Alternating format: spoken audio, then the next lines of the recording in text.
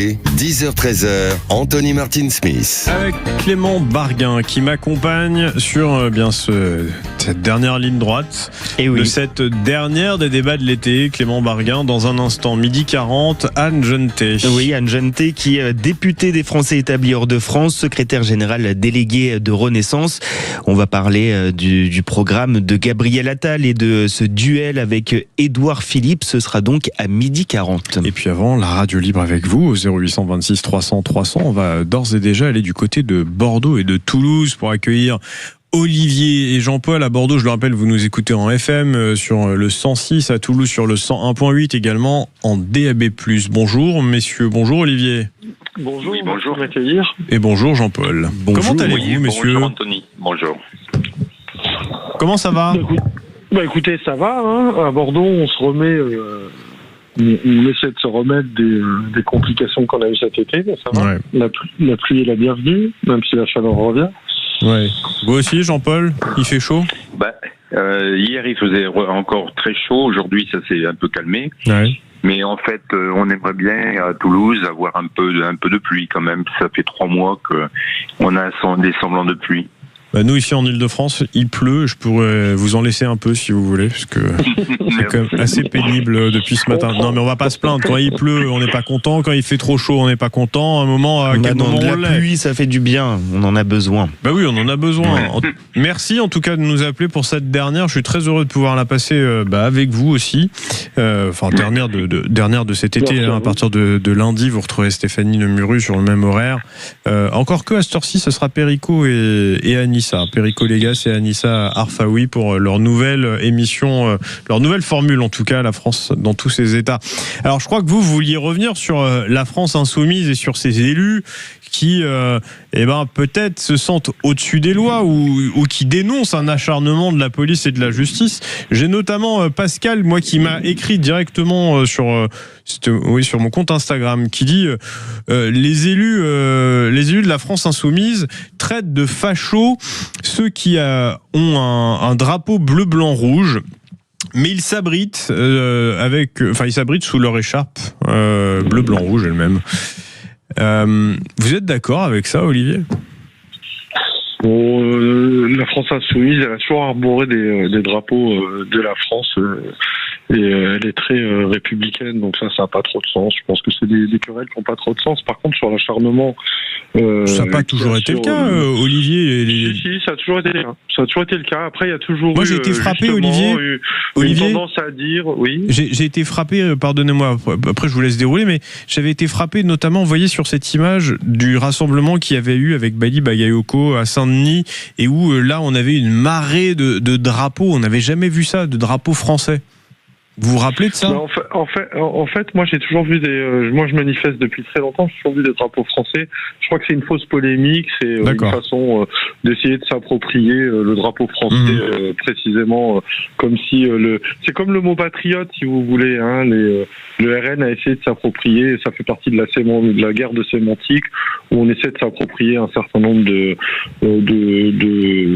mots comme ça pour faire croire qu'on est plus français que les autres. Bon, moi je pense que c'est pas très intéressant et que c'est de la polémique vide et que il vaut mieux parler du front politique.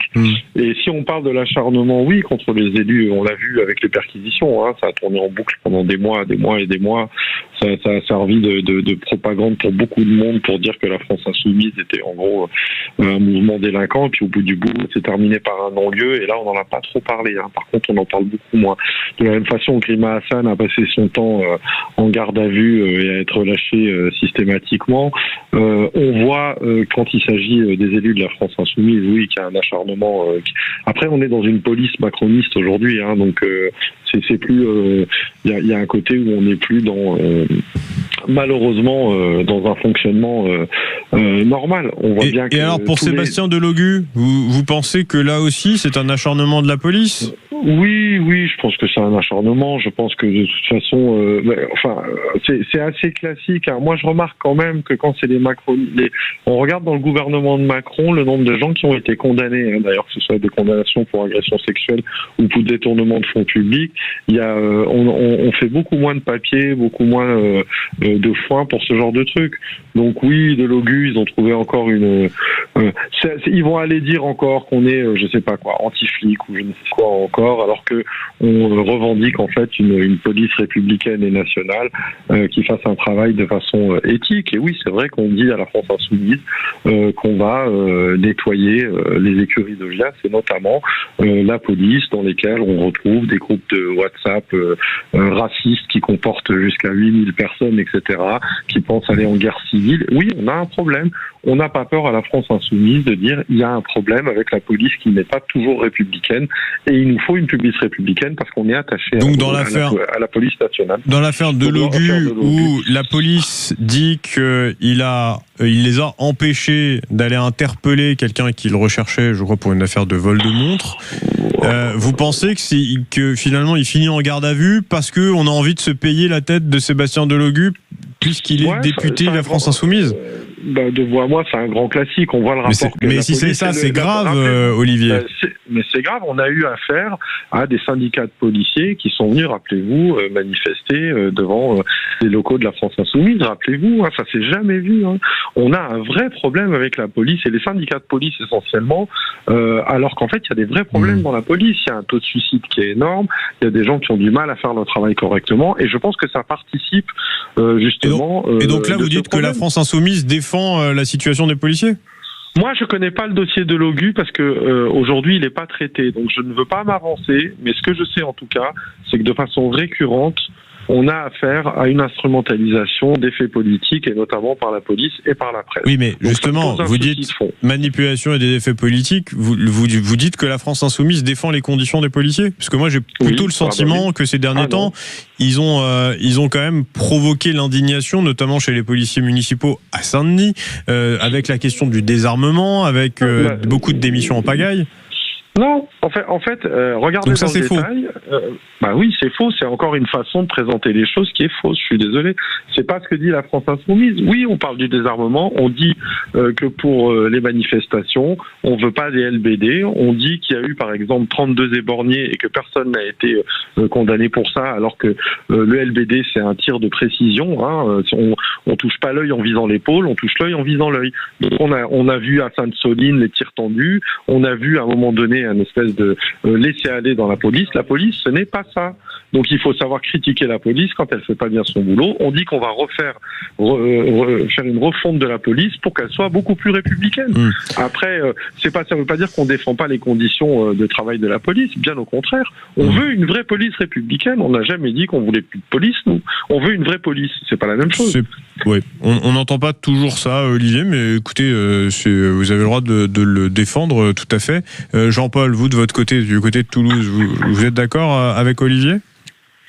Je suis un petit peu surpris par les propos d'Olivier, qui a tendance à montrer que la vie est un parti tout à fait clean et tout à fait bien, alors que c'est quand même les gens de LFI donc jouent la provocation.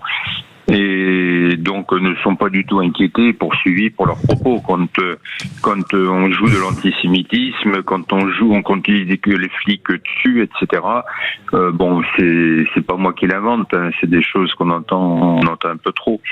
Alors essayer de blanchir LFI, ça m'étonne un petit peu.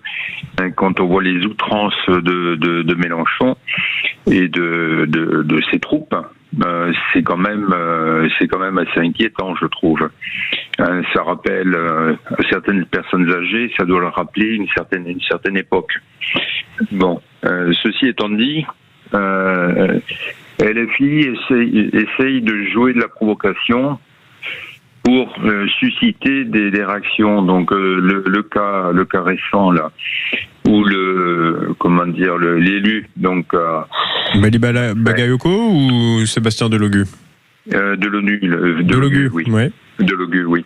Donc manifestement, s'en est pris à partie les policiers. Bon, les policiers, généralement, quand ils arrivent, on les reconnaît. C'est pas des clochards qui viennent sonner la porte. Donc on les reconnaît, essayer de jouer de la provocation pour ensuite se victimiser dire regardez, on est poursuivi, on est inquiété. Alors, les policiers disaient qu'ils portaient leur brassard. Sébastien Delogu a déclaré qu'ils étaient en civil et qu'il y en a un qui lui a montré une carte de police sans savoir si c'était vraiment un vrai policier. En tout cas, c'est ce que j'ai pu lire. Oui.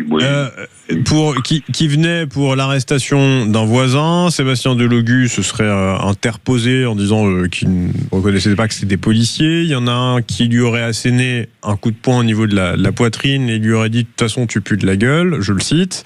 Ça c'est Sébastien Delogu qui déclare cela.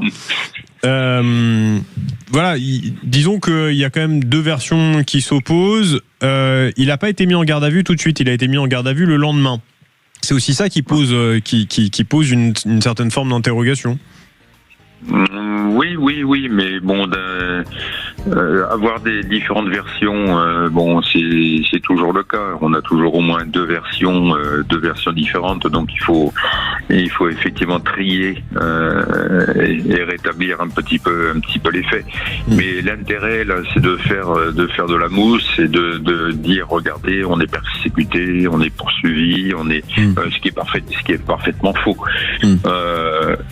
Je pense que beaucoup de propos, d'attitudes de gens de LFI mériteraient effectivement des poursuites judiciaires. Merci. Donc d'autres personnes ont été poursuivies pour des propos beaucoup plus faibles. Merci beaucoup Jean-Paul, vous êtes de Toulouse, vous nous écoutez sur le 101.8, je veux vous remercier et je vous embrasse très fort. Merci de nous avoir consacré du temps. Merci beaucoup à vous aussi Olivier de Bordeaux, vous nous écoutez à 106 sur la FM.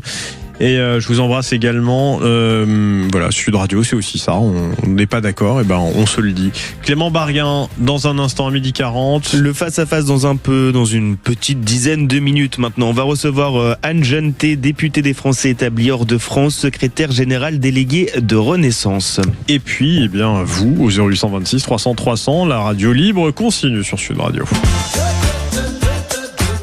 Anthony Martin Smith. De retour sur l'antenne de Sud Radio pour notre dernière de ces débats de l'été. Et puis, à cette heure-ci, ce sera Perico Légas et Anissa Arfaoui qui lundi, reprendront les commandes de la station pour votre plus grand bonheur avec la France dans tous ses états. À partir de 10h, ce sera Stéphanie Demuru. À partir de 7h, Jacques Cardoz. À partir de 5h, Benjamin Glaise. Vous avez vu, je l'ai fait dans l'autre sens. Mais on va repartir dans l'autre sens. On va aller à 14h avec Brigitte Lahaye. À partir de 16h, ce sera Marie lundi normalement.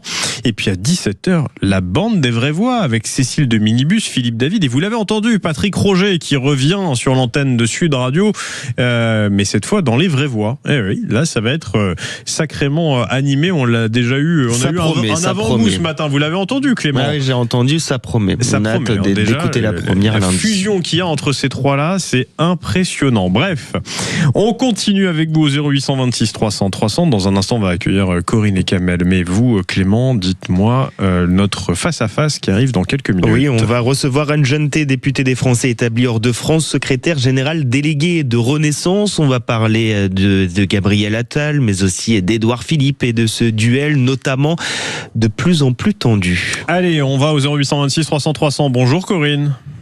Oui, bonjour. Comment allez-vous? Très bien, merci. Bon, superbe. On va aussi accueillir Kamel. Bonjour Kamel. Bonjour. Comment allez-vous, vous aussi? La forme. La forme. Bon, écoutez. Pour pas dire les formes. Ah, oui, c'est autre chose. De quoi voulez-vous nous parler l'un et l'autre? Alors, pardon. Corinne, pardon, oui, je dis à chaque fois tous les deux, mais un par un. Par rapport au débat d'hier sur les 7 merveilleux candidats qui se sont affrontés face aux entrepreneurs hier. Ouais. Kamel aussi? Pardon? Vous aussi, vous voulez revenir sur le débat? Oui, un petit peu, juste pour... Voilà. Oui. Ouais. Corinne, je vous écoute. On vous écoute. Écoutez, que dire, 7 candidats, dont 3 qui étaient dans le gouvernement les 10 dernières années. Bruno Retailleau, Édouard Philippe et Gabriel Attal. Voilà, donc ils viennent donner des leçons en fait aux gens, aux entrepreneurs, alors qu'ils sont responsables de la dette. Donc déjà, voilà.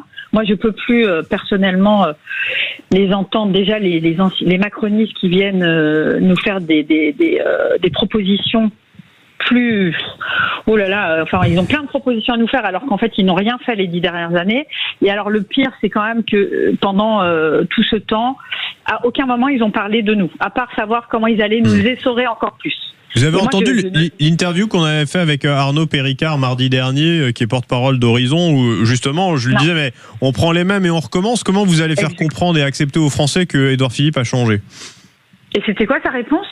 Parce que j'ai pas écouté, vraiment. Excusez-moi, il se dédouanait en disant que Édouard Philippe, ça faisait 6 ans qu'il avait quitté le gouvernement. C'était son principal argument.